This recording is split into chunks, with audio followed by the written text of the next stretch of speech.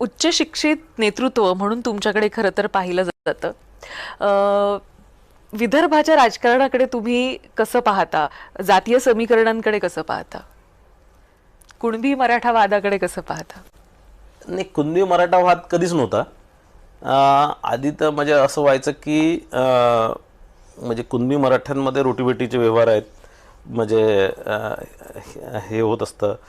पण आता ज्यावेळेस मराठा समाजाने ज्यावेळेस ओबीसीमध्ये आरक्षण मागितलं त्यावेळेसपासून हा वाद थोडासा चालू झाला किंवा याची सुरुवात झाली.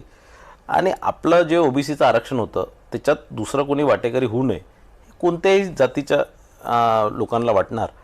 तर आधी ज्यावेळेस मराठा आंदोलनं सुरू झाले, मराठा आंदोलन संभाजीनगरपासून सुरू झालं, त्यानंतर पश्चिम महाराष्ट्र, मराठवाडा, आणि ज्यावेळेस ते विदर्भात आलं तेव्हा ते सकल मराठा झालं, कारण विदर्भात कुणबी समाज जास्ती संख्या आहे.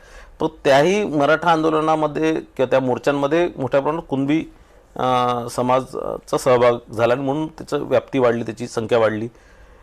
आणि त्यावेळेस त्यांचा नारा होता की आम्ही ओबीसीमध्ये आरक्षण नाही मागू, आम्ही मराठ्यांना स्वतंत्र आरक्षण मागू, आणि त्याचं समर्थनही होतं. पण ज्यावेळेस जरांगे पाटलांनी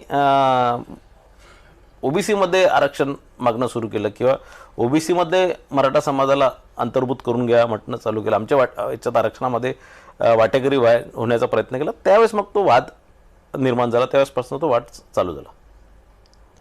नक्कीच. पण मला असं वाटतं की स्वतंत्र मराठा आरक्षणाची बाजू अनेक लोक धरून आहेत, कारण ज्याच्यासाठी आहे ते त्याला मिळावं, आणि त्यामुळे ओबीसीमध्ये अधिक कुठला भार न पडता त्या आरक्षणाला धक्का न लागता मराठ्यांना आरक्षण हे स्वतंत्ररित्या. आमचं तेच आहे की मराठा समाजाला स्वतंत्र आरक्षण मिळालंच पाहिजे, त्याच्यात काही दुमत नाही.